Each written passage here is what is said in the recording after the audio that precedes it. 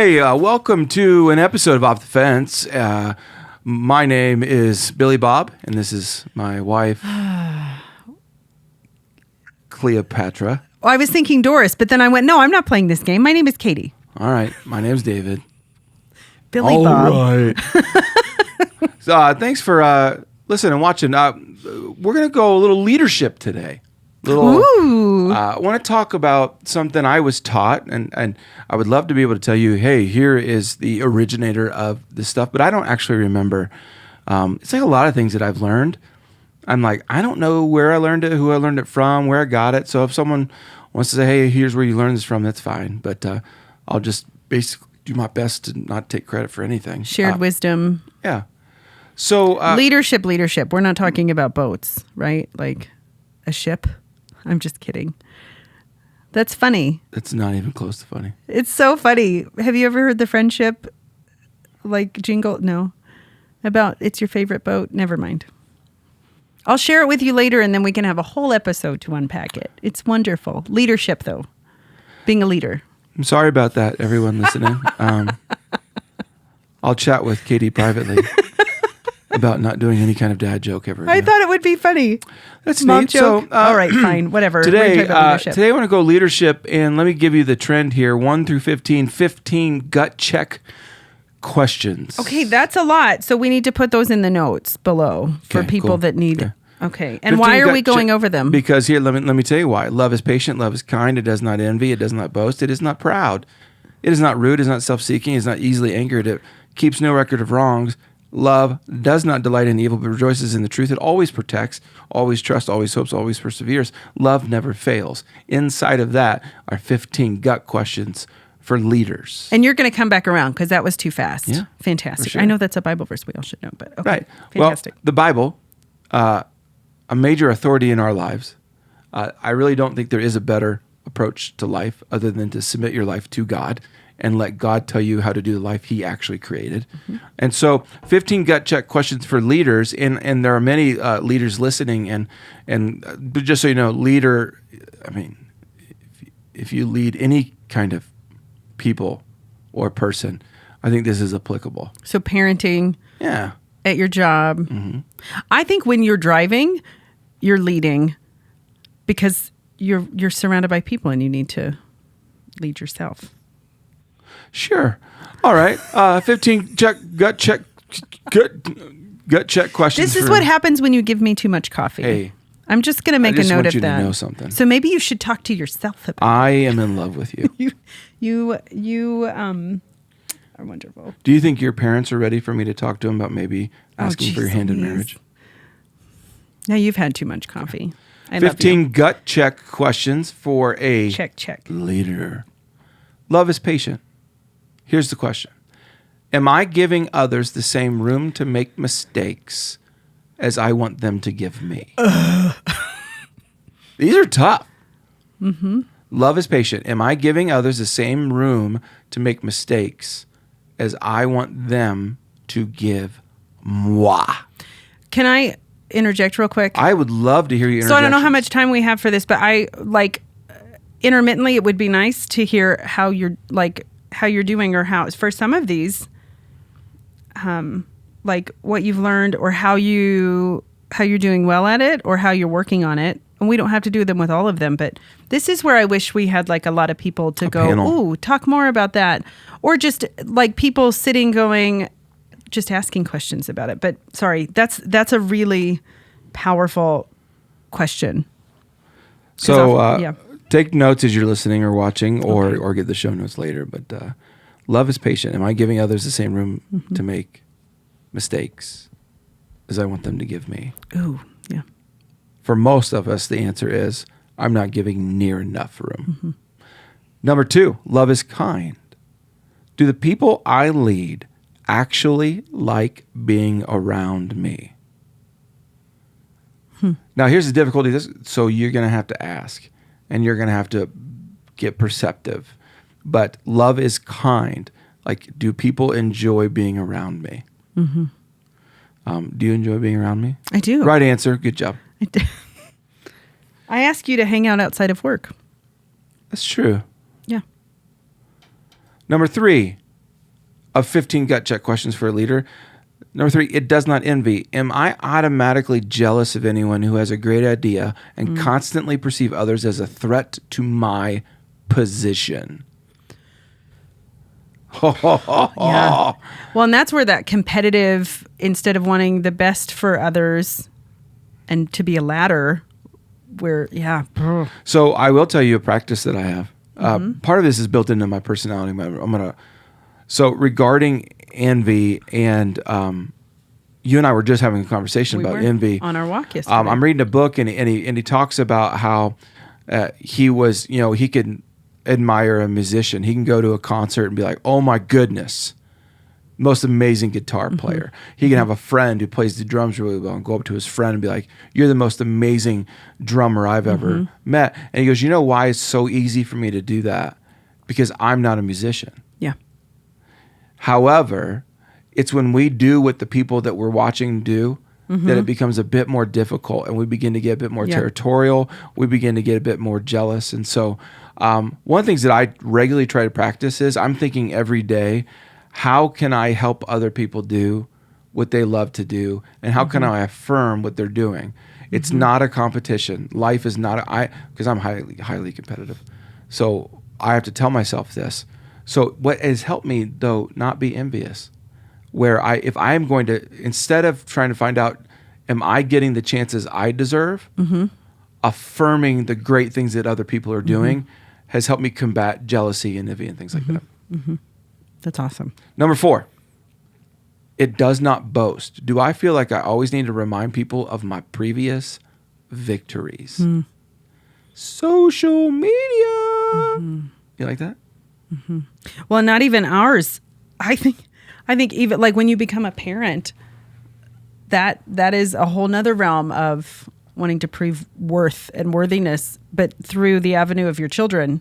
Oh, yeah. There's just so many layers to that. I feel like that's almost the nature of social media now, is if you experience something good and amazing, it's even kind of rare for you. Take pictures, post it, and it looks like normal. Yeah. So you have to be careful about like boasting. I'm not saying every good post on socials boasting, but do I feel like to remind people of my victories, of what I've accomplished, what I've done, how this is better since I've gotten here? It's a gut question for a leader. Yeah. Number 5, it is not proud. Do I feel that I am the only one in the organization or the family or the group that has all the answers? And some of you just right now heard that and watched this and said, but I am the only one. Yeah. There is your gut check. Yeah. Yeah. Because we all have blind spots. And if you're going to be a good leader, if you're going to do this right, you got to be willing to let other people speak in and almost be caught off guard going, oh, that's right, I don't have all the answers. Yeah. So, all right. Number 6, gut check question for leader, is not rude. Am I always cutting people off mid-sentence as soon as I discover that I do not like their idea, or am I willing to actually hear them out? Whoo. I kind of struggle with that. I like to argue a little bit, kind of get a little debate. Debates aren't bad. No. Arguing sometimes I is. can be rude about it. Is what I'm saying. I'm just so that's an argument. I'm thinking through like where I'm like, can I just interject here? Or sometimes that's just flat out rude. Let the people complete thoughts and stuff like that. Number 7, is not self-seeking. Who is this about really? If you're a leader and you showed up to work, or you showed up and the whole family's together, who's it about really? And what a question to ask, because even if you just ask the question, I think it's a bit helpful just by asking the question. Yeah. Because you're like, oh, wow, this shouldn't really be all about me. Well, so far, all of these are questions that really reveal like areas to be worked on. If you're answering yes to a lot of them, it reveals some deficits that you have that could be worked on, which is good news. Instead of being like, oh man, I stink at all of these. Anyway. Well, if you just caught us mid time here, 15 gut check questions for a leader. By the way, I want to thank our sponsor today. Don't. Our sponsor is coffee.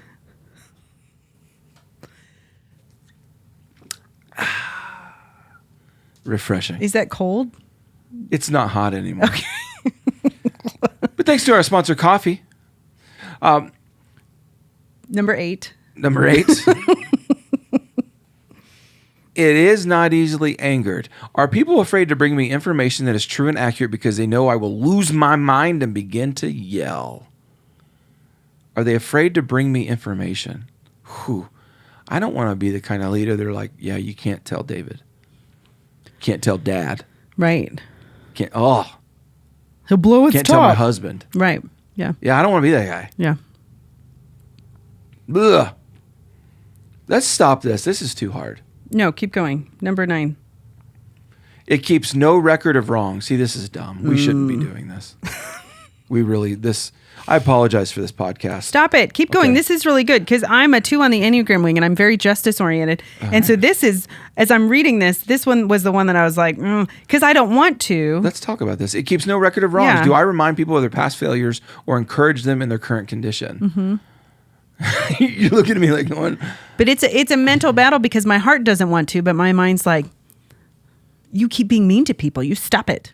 Instead of going, I'm a new day, fresh start. Anyway, I definitely would say it's in marriage counseling. When I've met with couples, it's definitely one of the things that they're flat out. They don't want to say they're keeping record of wrongs, but they are keeping record of wrongs.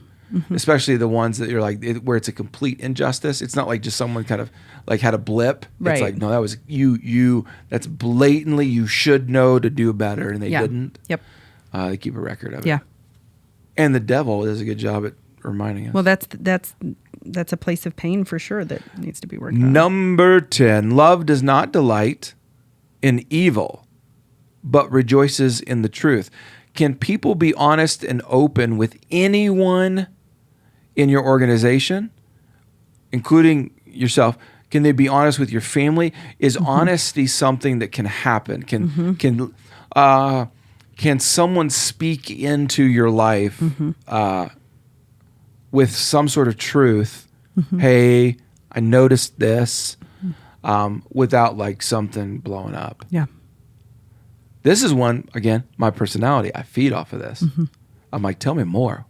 Tell me more. Now I got to trust you. I don't like a comment in my comment section. No, thank you very much. Right. But like a phone call, in-person meeting, all that. It always protects. Gut check for a leader.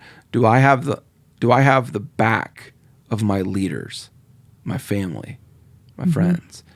It's very discouraging to work with someone who demands loyalty but will not extend it. Yes. I think loyalty, I've talked about this, I think loyalty is at maybe a major low level right now where we don't have the backs of people. I'm not suggesting that you condone bad performance at work or bad behavior at all. You can call out the truth, speak to it. There can be consequences to it, all that kind of stuff. But still defending someone, having access to someone, that's a big deal. Not canceling someone. Yeah. Always trust. Number 12. Yep. Do I believe the people who lead their assigned areas can make day-to-day decisions without my input? Trust. Which I understand at a place of work when you're leading people, but I think in parenting, as our children have continued to grow, so we have an 18-year-old and a 14-year-old. In the context of parenting, the goal would be to help them, coach them, parent them to be able to make decisions so we don't have to be invasively like, did you brush your teeth today, 18-year-old? Anyway, that's been something on the parenting front more for me where I let them live and make those decisions. It's hard. Helicopter lawnmower parents, blah, blah, blah, Yeah. blah. But where no, as a like, are you giving them room to fail?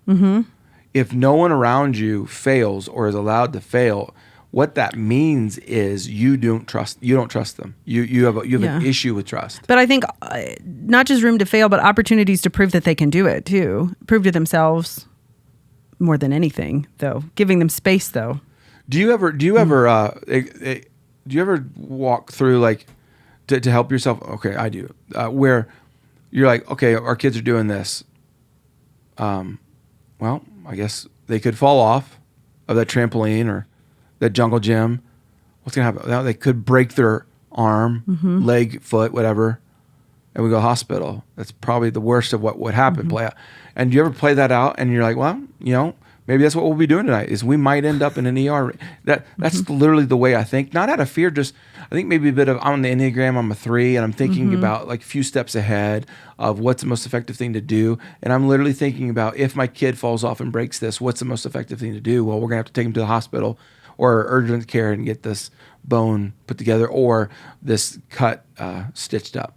So that practice has been one of the healthiest things that I do. It's become natural. It didn't used to be. But with Hayden, where we would go into a store and he would want something and he would scream his face off until either he got it or we left and had kind of a reset in the car talking. But I do that now all of the time because it really actually just helps me be not super stressed or panicked because I don't go, oh, nope, no trampoline. I go, okay, here's what could happen. We just hung out with friends. Yeah. This past week, and there was a trampoline, and Sweet Bo was on there with all these big kids, and I had to process. But there were also times where I would go, little man's going to come off for a while and let the big kids play because it's not a good choice. But I had to get to the end before I could come back, and that's a really good one. It's a good inventory for you to do, even as a leader. If you make it the people that you lead, make a list of where are you currently trusting them and where don't you trust them, And even if you never share that list with those people, at least gives you a concept of how you're actually doing with trust. Yeah. And if with the areas you don't trust them, why are you trying to develop that to where you can trust them if you don't?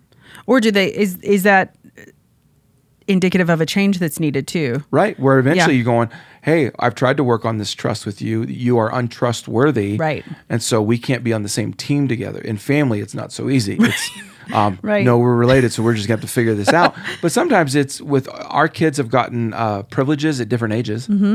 Like we don't have a hard, steadfast rule. Here's when you get your phone. Yeah. No, and we've told them to show yourself trustworthy. In fact, Titus, here, full disclosure, he might be mad about this. During the summer, slacked off on his teeth brushing practice. Well, then the other day he came to me because we still have pop left over from post prom, which is I feel like need to throw that out. ago. We never have pop in the house. And he's like, house. "Hey, Dad, can I have one of those pops?" And I said, "Well, hey, buddy, have you brushed your teeth today?" And he looked at me like you got caught. He's like, "No." I said, "Dude, I can't let you have pop if you're not going to brush your teeth." And again, it's a simple I can't trust you to put things in your mouth that are going to damage your teeth if you're not going to clean them off. Do you know what you always do, though, is you say, thank you for your honesty. Yeah. But no. And here's why. So let's do it next time. And I love that because that's a response to living in a home where we're constantly pressing, always tell the truth. Show yourself trustworthy. Yeah. Yeah. So he did that, but then he made another bad choice. Yeah. It's the easiest thing he could do. He's 9. Come on, brush those teeth. And anyway, always trust. That's a big one. Number 13, the unlucky 13. No, don't say that. Okay. That's so sad. 13. 15 gut check questions for a leader. Number 13, always hopes. Do I always automatically assume the worst or the best about people? Always hopes. Do I assume the best or the worst? You talk a lot about that, like assuming the best, giving people the benefit of that. It's one of the secret sauces to marriage. If you'll just assume the best, because some of the arguments in marriage are arguments that are never spoken. And it's simply because someone has assumed the worst, which leads to a myriad of different responses.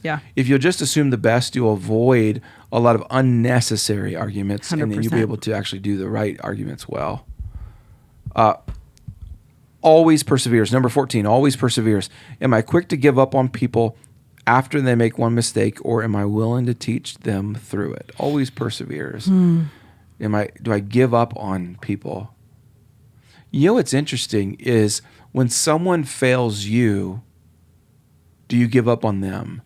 That's tough, especially nowadays. If you go to a restaurant and they screw up, especially nowadays where most of them are understaffed or got newbies. The other day, went and did carry out, and I swear the person handing me the bag of food was like 9. But anyways, I'm like, do you need help? But it's just giving room for people to mess up. I found great joy working with and being around people where they've either given me room to mess up or I've given them room to mess up. There's like a coming together power there. I love it. Actually love it. I think a lot of the reasons why we don't, though, is because we don't want to perpetuate behavior by going, oh, it's okay if you mess up because you can come back. But actually, that can become a catapult into really working hard to make the best choice and to do things with excellence. But I think sometimes we're afraid that if we give people too many chances or even a chance, they're going to constantly go that route instead. Yeah, for sure. Yeah, that's really good. All right, 15. By the way, we're on purpose making this particular episode short because most of the work to be done is to be done after the podcast. So you're going to have to look at the notes and do all that kind of stuff. But number 15, the last one, 15 gut check questions for a leader. Love never fails. Do I have a high turnover or a low turnover in the number of people who work and volunteer with me and for me? Love never fails. If the number is high, then maybe it isn't the people failing. Maybe it's me. Do you have an environment that, like even if they don't work for you anymore, right? Like who did the cutting off? Did you do the cutting off where they won't even talk to you anymore, or did they? Love never fails. I want to make it a point that in my life, I'm not the one cutting people off and saying we can never talk, text, dialogue. I think that one of the things as a teacher, when I was new at teaching, I think there were a lot of seasoned teachers that would get really frustrated if they had a class that just didn't really perform well, like a whole grade level where, oh, that was just a bad bunch of apples or something. One of the things that our principal consistently told us was if you've got kids that are consistently failing, like if you fail more kids than you don't, that's not their problem. That might actually be your problem. Yeah. And so being really introspective about that and going, is it the way that I'm leading them or am I moving too fast or whatever? And I think in relationships, it's the same thing. Am I cutting people? Am I quick to cut people off? Or was I open to it, but they weren't open to me? I think that's a really good thing to consider because we often give ourselves a lot of grace and more often the benefit of the doubt because we know our intentions, but we don't extend that same thing to others. And so that's just a really good question to process and then make changes, or even if we need to reach out to people and say, gosh, I'm so sorry. No, exactly. Really, one of the heart of why we wanted to even do a little leadership chat here, 15 questions, very simple. But the heart of it, if you want to know what we're actually talking about right now, is accountability. Yeah. And accountability, man, sometimes we choose the wrong people to hold us accountable, and we choose people who are simply just like-minded, or who are willing to justify where we're at, or they love us so stinking much that they don't really want to go after or play that role in our life. So if you're going to live life that's off the fence, if you're not going to become, if you don't want to be apathetic, if you don't want to become the person that you never wanted to become, like in the worst of ways, one of the elements that you need in life is accountability. Yes. So there's a list like this, very simple list. There's tons of these kinds of lists. 15 gut questions, 10 thoughtful things to consider, blah, blah, blah. The 5 most important self-introspective kind of blah, blah, blah. Not intending to get into the world of just self-help right now. But who is keeping you accountable? And I think who is a major part of that sentence question. And who's keeping you accountable? So I wonder how many people could say, "Oh, I've got accountability in my life." Not someone that you're choosing to lie to or put right, because that's the other part of that is how responsive and open and transparent and honest. Accountability is only as good as the honesty that you'll present. Yep. And the vulnerability. But I think it's a worthwhile short conversation. So you've got 15 questions now that if you're willing to be honest, what I would suggest is go find someone that is loving, who will ask you the questions, get your answers, then revisit them in maybe 6 months. Or and there's different environments to do it. You could do it with your spouse. You could do it with your kids. That would be crazy town. You could do it at work. But you're going to need honest answers and reflection. But and bite-sized pieces, like taking it. If out of the 15, there are 5 of them that you are just really stinking at, picking one or two, or even as a family saying, we're going to focus on this one for this week or this month or whatever. Yeah.